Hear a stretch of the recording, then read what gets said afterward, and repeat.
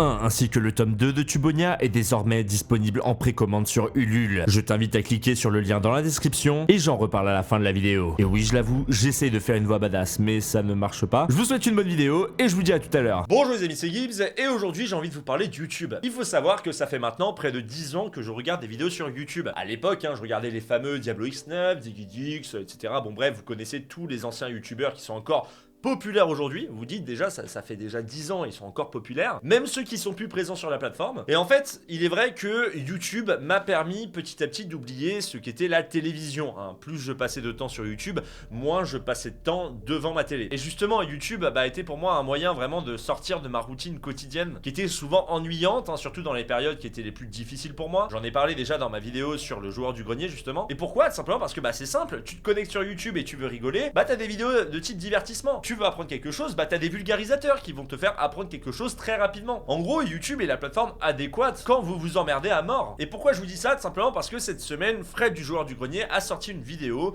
où il explique que YouTube l'ennuie. Elle a fait susciter vraiment beaucoup de réactions auprès des communautés et qui étaient souvent d'accord justement avec le joueur du grenier. Je pense que le joueur du grenier a dit tout haut ce que les gens pensent tout bas. Et étant youtubeur depuis 2013 mais surtout viewer depuis 2009, je me suis dit que ça pouvait être intéressant de finir plus ou moins l'année en disant ce que je pense de YouTube en 2019. Parce que vous avez pu voir aussi sur ma chaîne que j'ai évolué, mais il y a des raisons à tout ça, que je suis beaucoup plus positif qu'avant, mais il y a également des raisons à tout ça. Je vais du coup me servir de la vidéo de Fred comme support pour pouvoir donner mon avis concernant YouTube en 2019. Et je veux faire un petit disclaimer, en aucun cas je vais critiquer l'avis du joueur du grenier. Je peux ne pas être d'accord avec certains points et je vous en ferai part, mais par contre je ne vais pas critiquer son avis. Il a son avis qui est propre à lui et j'ai le mien qui est propre à moi. Je vous invite juste à donner le vôtre en commentaire, mais partez du principe que si vous donnez le vôtre, il faut respecter celui des autres. Bref les amis, il est temps de passer à la vidéo. Déjà pour commencer, je sais que cette vidéo va être le terrain idéal pour les dramas. Alors s'il vous plaît, ne le faites pas. Voilà. Pas de guerre de chapelle sur cette vidéo. Si vous voulez débattre entre vous, il n'y a pas de problème. Les commentaires, c'est là pour ça. Maintenant, ne partez pas dans des délires de lui c'est un connard, lui c'est un fils de pute, lui c'est un vendu, lui ce qu'il fait c'est de la merde, lui avant je l'aimais bien mais il m'a déçu. S'il vous plaît, si vous voulez débattre entre vous, faites-le, mais faites-le avec des commentaires constructifs, d'autant plus que je vais être amené forcément dans cette vidéo à citer des noms. Ça ne veut pas dire que oh mon dieu JDG il déteste machin, non. Ça veut dire que je n'aime pas le format, ça ne veut pas dire que je n'aime pas la personne derrière, voilà. Si par exemple je vais être amené à parler d'Amixem dans cette vidéo, ça ne veut pas dire que oh mon dieu JDG il aime pas Amixem, au contraire Amixem c'est quelqu'un que j'aime beaucoup humainement. Je suis pas fan de ce qu'il fait, de ses formats peut-être, mais ça ne veut pas dire que je n'aime pas la personne qu'il y a derrière. Vous pouvez parfaitement aimer quelqu'un sans aimer ce qu'il fait, il n'y a aucun souci avec ça. En plus je veux dire, je porte son pull, donc merde. Là pour le coup c'est un point très important que le joueur du grenier énonce parce que les gens ont tendance à ne pas comprendre que quand tu parles à un youtubeur, tu peux être ami avec lui dans la vraie vie ou très bien t'entendre avec lui dans la vraie vie, mais ne pas aimer son contenu et inversement. Alors inversement c'est plus compliqué, si tu n'aimes pas la personne mais que tu aimes son contenu généralement, des fois tu peux être déçu par un youtubeur dans la vraie vie, ce qui fait que derrière tu vas plus trop aimer regarder son contenu. Mais ce que je veux dire c'est que il faudrait que les gens arrivent à dissocier YouTube de l'IRL. Et ça pour le coup j'ai l'impression que les gens ne comprennent pas encore. C'est pourquoi je vous mets ce passage là, parce que il y avait besoin de faire un petit rappel. Là moi c'est vraiment un sentiment général que j'ai vis-à-vis de... Alors attention, des chaînes divertissement. Aujourd'hui, on va parler des chaînes divertissement de YouTube. Je ne vais pas aborder, parce que évidemment sur YouTube, on pourrait me dire oui, mais sur YouTube, il y a tout, il y a à boire et à manger, il y a aussi des chaînes de vulga. Oui, évidemment, il y a des chaînes de vulga, mais on n'est pas là pour parler de Nota Bene ou d'Ortibulogy. On est là pour parler des chaînes divertissement et du divertissement sur YouTube. Voilà. Je vous mets également ce passage pour que vous puissiez comprendre que là, il ne va pas parler de toutes les chaînes YouTube, mais d'une certaine catégorie de chaînes sur YouTube, et je dirais même plus une certaine catégorie de divertissement. Parce que par exemple le joueur du grenier c'est une catégorie dans le divertissement jeux vidéo. Là il va vraiment parler des chaînes de divertissement pur qui ont constamment un contenu qui est différent. C'est important de le souligner, voilà. Je vous avoue quand il a dit ça au début j'étais pas serein, je me suis dit ça se trouve il a parlé aussi du type de contenu cancer que je fais. Ça va, j'ai eu chaud mais ça s'est bien passé. Pour moi tout a commencé à changer avec l'hégémonie des vidéos de type Redbox et l'ascension de McFly et Carlito et du fameux double F que ces deux groupes ont emmené.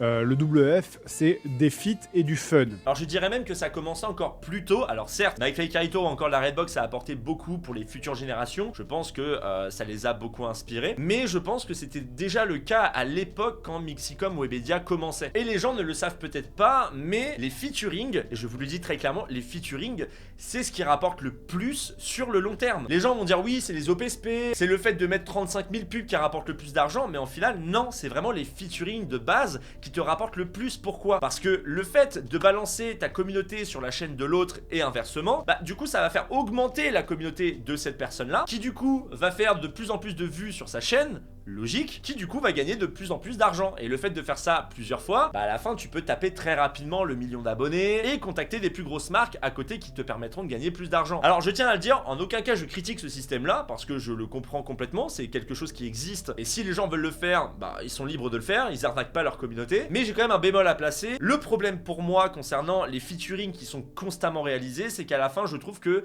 la chaîne YouTube des youtubeurs bah perdent en identité, hein. C'est-à-dire en gros aujourd'hui c'est plus spécialement la chaîne du youtubeur, mais la chaîne du groupe des youtubeurs. Je trouve ça juste dommage, voilà, concernant l'identité de la chaîne. Il y a quelques années, vous savez, on avait un YouTube de type format, de type format de youtubeur. On savait que vous vouliez voir des vidéos rigolotes avec de la mise en scène, vous alliez voir Antoine Daniel.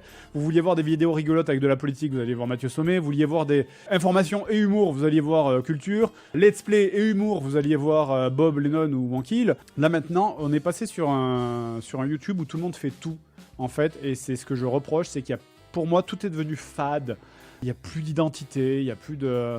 Vous savez, tout le monde fait tout. Alors là, pour le coup, je suis pas spécialement d'accord avec ce que dit Fred si on parle de YouTube en général, parce que là, il parle pas spécialement des chaînes divertissement, il dit tous les YouTubeurs aujourd'hui font tout. Mais il y a encore beaucoup de chaînes qui ont une identité. Là, ce que veut dire surtout JVG, j'ai l'impression juste que, bah, il ne peut plus mettre les YouTubeurs dans des cases. Et justement, j'ai l'impression que c'est surtout ça qui le dérange. À l'époque, Antoine Daniel, tu savais à quoi t'attendre, Mathieu Sommet, tu savais à quoi t'attendre, Link the Sun également. Et je sais pas, par exemple, on va prendre Cyril MP4, à l'époque super connard, bah, avant de classer dans le youtubeur gaming, alors qu'aujourd'hui il fait beaucoup de réactions sur sa chaîne principale. Mais également je peux vous prendre PewDiePie, comment on dit, je sais pas, à chaque fois je dis PewDiePie, il y a toujours des commentaires me disant comment le dire, pardon. Mais PewDiePie aujourd'hui, bah, il fait des réactions alors qu'à l'époque il était connu pour les jeux vidéo. Mais la dernière fois il a fait une série sur Minecraft. Vous voyez, c'est vrai que si on prend par exemple PewDiePie, également lui il fait tout. Mais le problème avec le fait de rester constamment sur le même contenu, bah c'est qu'à la fin, les gens finissent par se lasser. Surtout si tu fais au moins une vidéo par semaine, c'est logique. Les premiers mois, ça va être super cool parce que pour eux c'est nouveau,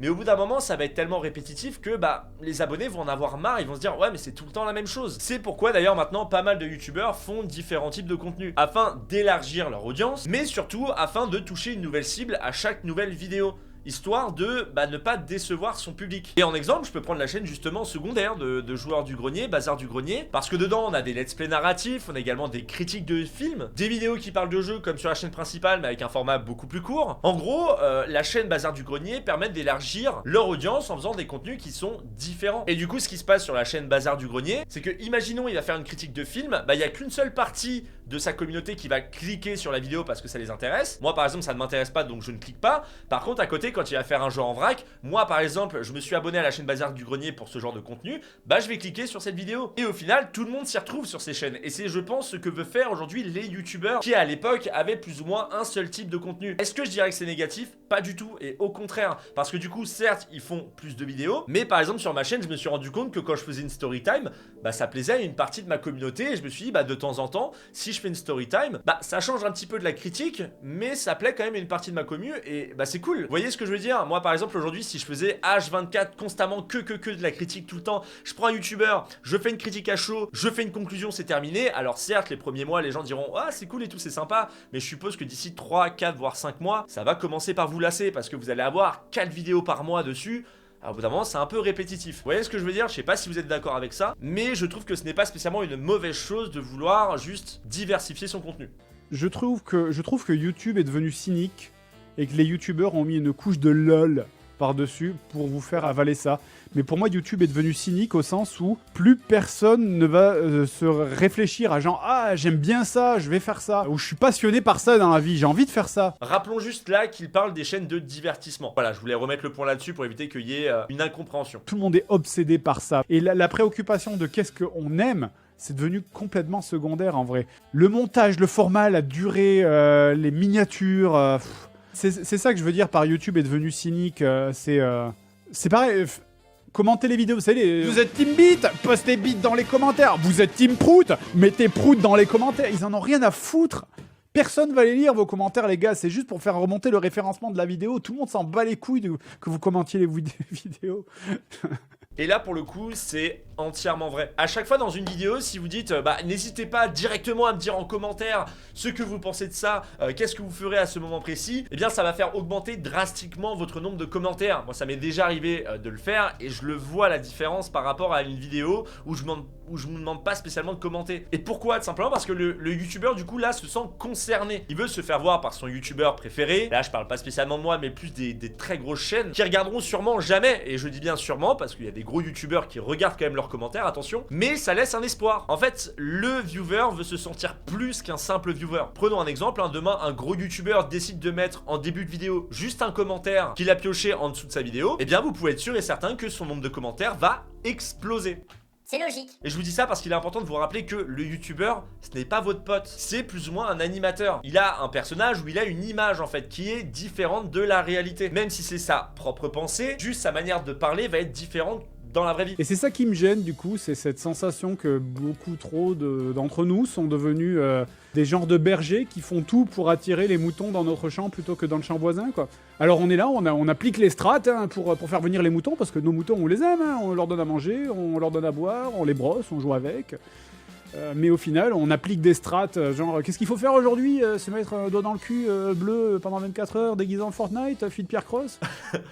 Alors ça, je voulais juste vous le mettre parce que cette phrase-là, elle m'a fait rire. Voilà, je voulais juste vous le mettre. Je l'ai remise et elle me fait toujours autant rire.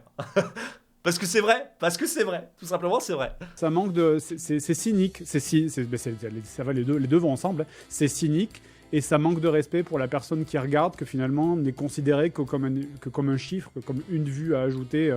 Plutôt que d'offrir quelque chose et de se dire je vais offrir ça et j'espère que ça va plaire aux gens, c'est plutôt je vais exactement offrir ce que les gens veulent pour faire venir les gens. On pourrait même dire que ce n'est plus je vais faire une vidéo qui me fait plaisir en espérant que ça fonctionne, mais plutôt je vais faire une vidéo qui fonctionne en espérant que ça me fasse plaisir. Aujourd'hui, le plaisir ne vient plus du contenu que tu produis, mais des chiffres qui en découlent. Et c'est là en fait où il y a un fossé entre l'ancien et le nouveau YouTube. En gros, l'ancien, et je vous avoue, je me mets plus ou moins dedans, on a toujours plus ou moins pris en compte les commentaires des gens, qu'ils soient positifs ou négatifs. Moi j'aime bien regarder un petit peu les commentaires, surtout positifs bien entendu, ça me permet de voir un peu les retours, mais également derrière les commentaires négatifs qui sont constructifs sont très intéressants. Ça permet de ne pas spécialement refaire les erreurs dans le futur, se remettre en question, hein. Vous savez très bien que j'aime bien me remettre en question, mais c'est pas pour rien, parce qu'aujourd'hui en fait tout se base principalement sur des chiffres, que ce soit le nombre de likes, que ce soit le nombre de commentaires, le nombre de vues, la place dans les tendances, et c'est vrai qu'il y a de plus en plus de commentaires qui sont principalement là pour le référencement. Et je vous dis ça parce qu'on le voit des fois dans les commentaires, il y a des gens qui te mettent un truc du genre j'écris juste un commentaire pour le référencement. Alors c'est très gentil, hein, c'est juste qu'aujourd'hui il est vrai qu'il y a de plus en plus de personnes qui commentent, mais pas parce qu'ils ont aimé ou parce qu'ils n'ont pas aimé et qu'ils ont envie du coup d'aider le youtubeur. Non, ils sont juste là en mode voilà, c'est juste pour te dire je suis là, je fais que passer, salut. Après je dis pas, je suis sûr qu'ils s'amusent quand ils font ça, hein, y a pas de problème. Et ils s'amusent d'autant plus qu'à mon avis, je mets ma main à couper que c'est pas eux qui organisent tout, hein. Ils doivent très certainement avoir des producteurs qui gèrent tout ça. T'as fini à l'époque où les grosses chaînes, c'était encore des mecs qui faisaient tout, qui faisaient le montage eux-mêmes et qui faisaient la réal eux-mêmes. Ça n'existe plus. Là, Fred soulève un point qui est le fait maison. Parce que c'était avant tout la marque de fabrique de YouTube. Vous savez, c'est faire des films, faire de la fiction, faire des vidéos, mais de manière indépendante et surtout amateur. Aujourd'hui, c'est vrai qu'on se rend de plus en plus compte que YouTube se professionnalise, ce qui fait perdre plus ou moins son côté authentique. Pour moi, il n'y a plus aucune différence entre YouTube et la télévision. C'est pour ça que moi, quand je vois des commentaires ou des gens dire la télé, ils ont peur de YouTube. C'est pour ça qu'ils arrêtent pas de critiquer YouTube, hein. La télé, ils ont peur de YouTube. Non. YouTube, c'est la télé. Alors après, oui, c'est vrai, mais pour une partie. En gros, tu peux avoir le contenu de McFly et Carito qui est en mode déposez votre cerveau et regardez juste la vidéo pour rigoler, ce qui pourrait du coup être un petit peu comparé à TF1. Mais de l'autre, on peut prendre par exemple un Dirty Biology qui est plus dans un côté asseyez-vous, je vais vous apprendre quelque chose qui pourrait du coup être comparé à Arte. Mais après là, attention, je parle principalement des youtubeurs qui mettent une partie de leur budget dans la production afin de se professionnaliser davantage. Cette professionnalisation d'ailleurs qui est plus ou moins au cœur du problème de JDG, hein, comme on peut se rendre compte. J'ai l'impression qu'il a vraiment un problème avec le côté grosse production comme la télévision, alors que lui de son côté, quand on regarde ses vidéos, c'est vrai que c'est fait avec sa production à lui qui est indépendante. Mais si on prend par exemple un Dirty Biologic, bah on va pas se cacher, ça respecte aussi les codes de la télévision. Il est d'ailleurs soutenu par le CNC qui est en partie payé par la redevance télé, ce n'est pas pour rien. La question c'est de savoir est-ce que c'est une bonne chose ou est-ce que c'est une mauvaise chose. Et là du coup je peux me permettre de dire rapidement mon avis. Pour moi c'est une bonne chose parce que du coup ça permet à certains qui sont de base assez professionnels de s'améliorer davantage et d'aller de plus en plus loin. Mais le problème de l'autre c'est que bah du coup on arrive avec beaucoup de youtubeurs qui sont très lisses, qui veulent vraiment un contenu qui est kid-friendly, ce qui fait que bah on n'a plus l'impression d'être sur YouTube mais sur une chaîne de télévision. Et pour le coup je vais être franc, je trouve ça assez troublant. Et justement je m'étais fait la réflexion à l'époque et ça m'avait posé beaucoup de problèmes et aujourd'hui beaucoup moins, et justement je vous expliquerai ça également à la fin. Et c'est pareil, quand je vois dire oui mais sur YouTube on a de la liberté de parole monsieur, nous disons ce que nous voulons. T'es pas plus libre de dire ce que tu veux sur YouTube que à la télé. Pourquoi ? Parce qu'il y a la monétisation. Et puis de toute façon, quand t'as un sponsor, quand ta vidéo elle est sponsorisée par Fanta, ils vont pas vouloir que tu dises n'importe quoi dans ta vidéo. Hein. Donc c'est pas différent des pubs qu'il y a devant les émissions à la télé. Hein. Et là-dessus, je le rejoins parfaitement. C'est vrai que quand tu fais un placement de produit pour Fanta, etc., il y a des choses que tu ne peux pas dire parce que tu es obligé de cibler les, allez, on va dire les 10-16 ans. Et donc du coup, tu peux pas te permettre de dire des choses. Tu es obligé d'être un peu, tu es obligé de t'auto-censurer parce que sinon ça passerait pas aux yeux de Fanta, très clairement. Par contre, à côté, il faut savoir qu'il y a quand même pas mal d'annonceurs et bah, c'est vrai que oui, en effet, la monétisation, on fait de plus en plus attention. Là, j'ai l'impression que ce que dit JDG, c'est que bah, plus le temps passe, en fait, et plus il y a des règles qui sont draconiennes, on va dire, concernant YouTube, il y a des choses qu'on peut de moins en moins faire, sinon on va se prendre des problèmes de monétisation. Et il faut savoir une chose, niveau de la monétisation, ce n'est pas qu'une question d'argent, parce que certes, en effet, il y a l'argent de la monétisation YouTube, mais c'est également la référence. Exemple, si vous prenez un dollar jaune, pourquoi on s'en plaint sur Twitter, ce n'est pas spécialement qu'une question d'argent, c'est juste que si on se prend un dollar jaune, bah, quand on va partager la vidéo, elle va être directement dans les poubelles de YouTube, parce que pour YouTube, cette vidéo, elle ne sert à rien, et eux vont préférer mettre en avant une vidéo qui est parfaite, avec un dollar vert, qui n'apporte aucun souci, aucun drama, plutôt qu'une vidéo qui bah, peut poser problème pour les annonceurs. Vous voyez ce que je veux dire? Alors YouTube a fait plus ou moins un démenti, ils ont expliqué que ça n'avait aucun rapport, mais ça a très clairement un rapport. Mais par contre, concernant les placements de produits, les Red Shadow Legends, les NordVPN, etc., pourquoi il y en a beaucoup sur YouTube? Parce que bah, NordVPN et Red Shadow Legends font partie des marques qui n'ont pas spécialement de gros problèmes vis-à-vis des youtubeurs qui sont un peu moins kid-friendly. Exemple moi, voilà. Pourquoi vous pensez que tous les gens se jettent dans les formats qui marchent? C'est les gens, ils ont besoin de vivre aussi. Vous savez, vous entendez souvent des gens dire « Ah, mais nous, les youtubeurs, on n'est pas en concurrence. » Mais c'était vrai il y a 5 ans, maintenant c'est fini. Ça.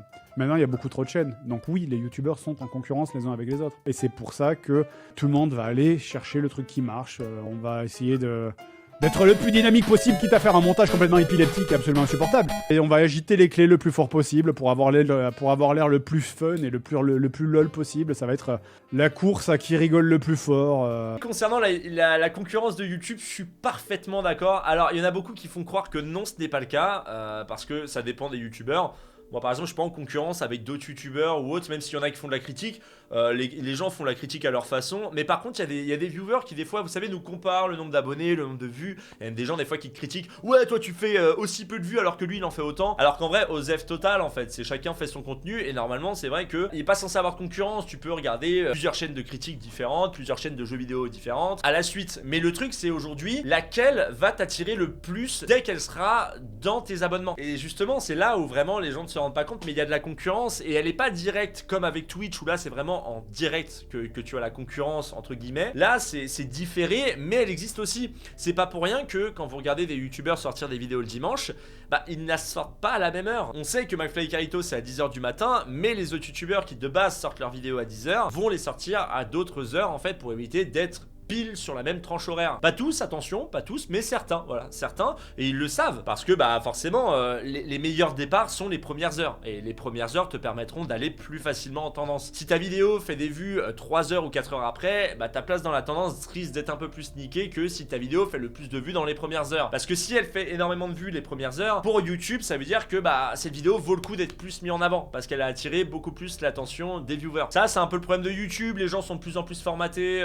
vous savez, à regarder regardez, ils regardent de plus en plus les chiffres. D'ailleurs, je peux vous poser une question, bah tiens, pour susciter votre intérêt dans les commentaires. Quand vous regardez une vidéo, quand vous cliquez sur une vidéo, est-ce que vous regardez juste la vidéo en mode OSEF, ou est-ce que dès que vous cliquez sur la vidéo, vous regardez tout de suite le nombre de likes, dislikes et le nombre de vues sur la vidéo? Voilà, je vous pose une petite question comme ça, répondez-moi. Mais voilà, moi ce que je reproche effectivement au nouveau YouTube actuel qui cartonne, que vous voyez dans les tendances, et que tout le monde essaye de copier pour soi-même atteindre les tendances, c'est que tout est trop parfait, tout est trop pensé, tout est trop réfléchi, tout est trop calculé pour attirer les gens et pour faire des vues. Et forcément, comme il y a une recette idéale qui marche, eh bien on se retrouve à avoir 50 chaînes qui font le même format parce qu'il se trouve que c'est le format qui attire des vues. Je suis très clairement d'accord avec ce que dit le joueur du grenier. Et d'ailleurs, j'en profitais pour faire la conclusion et vous donner mon avis sur YouTube globalement. Voilà, maintenant que on a vu un petit peu ce qu'avait à dire Fred.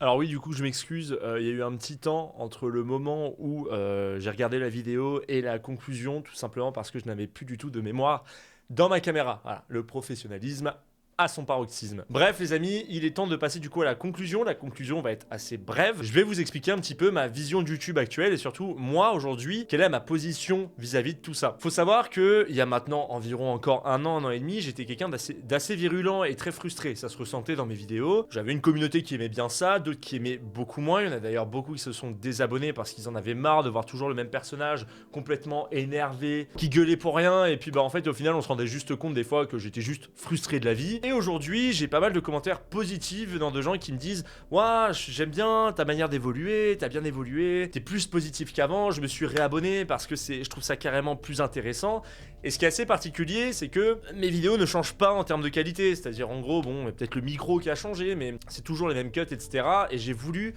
toujours garder ce style de concept là. Pourquoi? Tout simplement parce que à un moment j'avais le choix. J'avais le choix de pouvoir changer, évoluer, me professionnaliser. Et moi je me suis rendu compte que je n'étais pas fait pour ça. Et le truc c'est que au final j'ai essayé de faire quelque chose histoire d'innover, me sentir un peu plus professionnel parce que je voyais d'autres chaînes à côté qui évoluaient en termes de qualité de contenu. J'avais l'impression aussi que les personnes que je voyais commenter, vous savez sur Twitter quand ils parlaient de ces chaînes YouTube là, putain la vache, la qualité elle est incroyable, c'est ce qu'on veut voir sur YouTube aujourd'hui, etc. Et en fait, je me rends compte que moi, je fais partie de l'ancien YouTube, c'est-à-dire qu'en gros, j'ai pas spécialement envie de changer mon contenu parce que les gens veulent imposer ça. Ça, déjà, c'est mon premier point. C'est-à-dire, en gros, je n'ai pas envie de changer parce que je pourrais gagner plus d'abonnés en changeant ma façon de faire. Parce que le problème, c'est que si j'essaye de changer ça, au final, ça va pas spécialement être moi. Alors, il va y avoir une partie de moi, mais je vais pas me sentir très à l'aise. Et ça se faisait ressentir sur certaines vidéos que j'ai fait précédemment.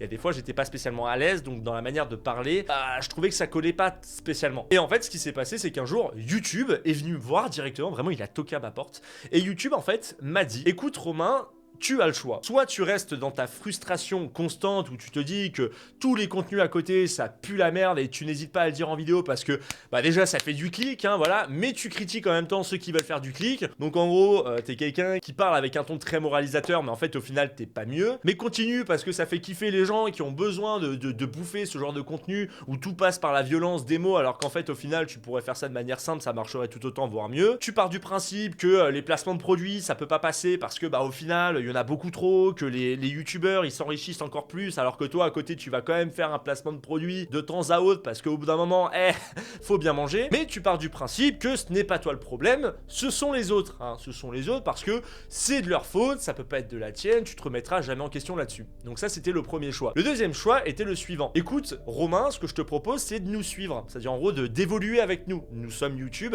tu évolues avec nous. Mais qu'est-ce que ça veut dire? Ça veut dire qu'en fait tu pars du principe que tu fais ton contenu dans ton coin, tranquillement, sans aucune pression. Mais à côté de ça, tu retires toute la frustration que tu peux avoir envers des youtubeurs qui, pour toi, te semblent cancer, qui pour toi ne sont juste sur YouTube que pour se faire du fric, que pour gagner en popularité parce que les mecs veulent se surenrichir et donc du coup ils te font environ 5 à 10 placements de produits par mois. Alors j'exagère bien entendu. Des fois tu vas aller en tendance et tu vas te rendre compte que la majorité c'est de la grosse merde. Mais pourquoi c'est de la grosse merde?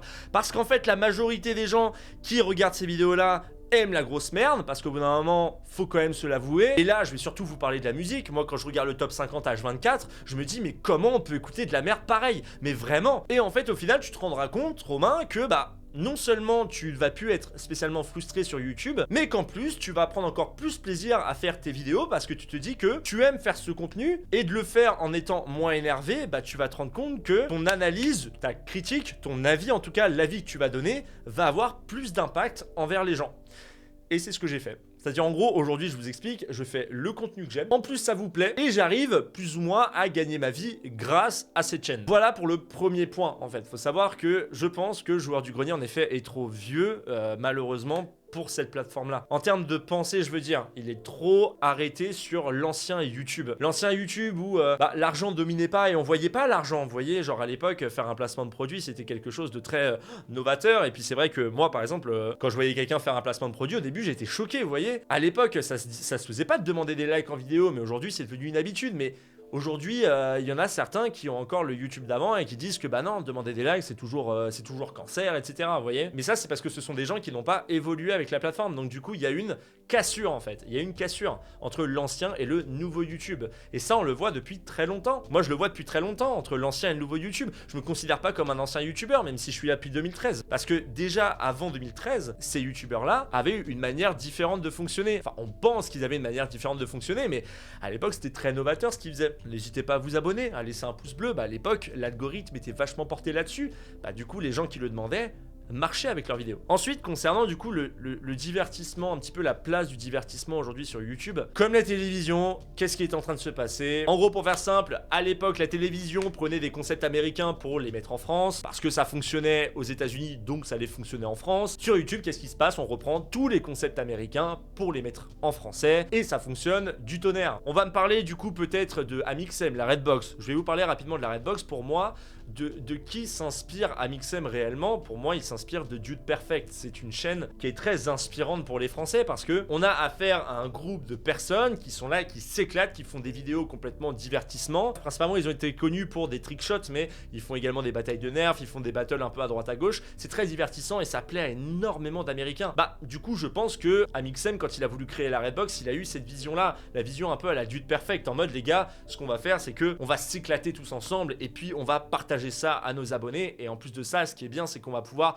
chacun faire des vidéos sur nos chaînes histoire de se balancer nos communautés à droite et à gauche et au final on va tous marcher. Bah qu'est-ce qui se passe? Regardez juste toutes les chaînes. Dans la majorité, ils sont tous à plus d'1 million d'abonnés. Mais moi j'ai un problème avec ça. J'ai un gros problème avec les featuring et ça c'est pas qu'avec Amixem, la Redbox, etc. Moi mon principal problème, mais ça c'est depuis très longtemps, je n'en peux plus en fait de voir tout le temps les mêmes youtubeurs dans toutes les vidéos. Les mêmes youtubeurs dans toutes les vidéos. À l'époque, c'était Pierre Cross. Pierre Cross, ça cassait les couilles à tout le monde. Après, il y a eu McFly et Carlito. À un moment, il y a même eu Big Flo et Oli, c'est pour vous dire. Et en fait, le problème, il est là. C'est on essaie trop de spammer les mêmes invités tout le temps. Et moi, personnellement, ça, c'est un truc, je ne peux plus regarder. Mais justement, c'est ça que j'aime beaucoup avec YouTube aujourd'hui. C'est, je ne veux pas regarder, je ne regarde pas. Il y a tellement de contenu aujourd'hui sur Internet, sur YouTube. Je trouve ça incroyable. Aujourd'hui, je vais m'intéresser à un style de contenu. L'avantage, c'est que du coup, je vais m'abonner, je vais mettre la cloche et je vais juste m'intéresser à ce contenu-là.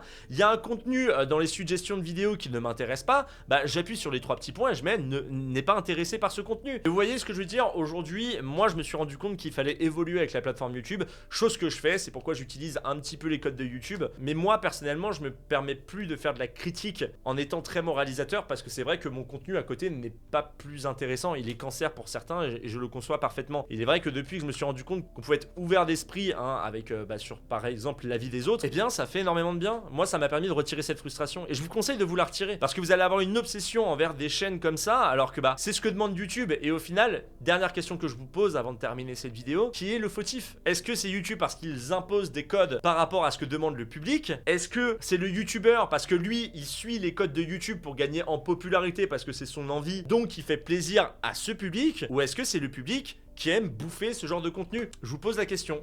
Voilà, je vous pose et si vous avez la réponse, dites-le moi en commentaire, mais donnez-moi surtout vraiment des arguments, c'est ce que je demande. Voilà. Et maintenant les amis, il est temps de faire le point sur Tubonia. Et oui, parce que je vous avais dit la semaine dernière qu'on était à 2 doigts d'atteindre les 100 000 €. Et bien les amis, aujourd'hui, non seulement nous avons atteint les 100 000 €, mais presque les 110 000 €. Merci énormément du soutien. Et je vous avais également dit dans la vidéo précédente que au fur et à mesure du temps, des nouveaux youtubeurs allaient arriver. Et bien aujourd'hui, je vais vous présenter 3 nouvelles cartes. La première qui est celle de Parole de Chat. D'ailleurs, je vous invite à aller sur la chaîne de Parole de Chat. Il a fait une vidéo où dedans vous pourrez voir mes chats, ceux d'Antox et et le petit chien d'Absol. Oui, je vous avoue, aujourd'hui, je suis très content de savoir que mes chats sont devenus des stars. Mais pas que parole de chat également, puisque aujourd'hui, je vous annonce la carte de Seb et Fred du joueur du grenier. Et là, je vous avoue, c'est un petit peu une coïncidence, hein. J'avais pas du tout prévu de faire cette vidéo. Et bien justement, ça tombe parfaitement au bon moment. Et attendez, ne partez pas tout de suite, parce que je voulais vous parler encore une dernière fois du concours qu'on a organisé sur Twitter avec Tubonia pour gagner 2 packs à 50 € qui comprendra du coup le tome 2, mais également les dédicaces, votre nom et le jeu de cartes. Le lien est en description, c'est le lien du tweet que vous aurez juste à retweet tout en taguant un ami qui lui aussi pourra gagner du coup le même pack que vous. Sachant que c'est gratuit, bah voilà, je vous en parle encore une dernière fois parce que le tirage au sort aura lieu le 15 novembre. Bref, c'était tout pour moi. Je vous dis très bonne journée à tous ou très bonne soirée, ça dépendra de l'heure où vous regardez cette vidéo. Ça m'a fait plaisir de faire cette vidéo qui parle de YouTube, ça faisait un petit peu de temps que je l'avais pas fait. En tout cas, merci à tous de l'avoir regardé, merci à ceux qui auront liké également cette vidéo, c'est vraiment gentil. N'hésitez pas à vous abonner si ce n'est pas déjà fait. Et je vous dis à la prochaine. Ciao.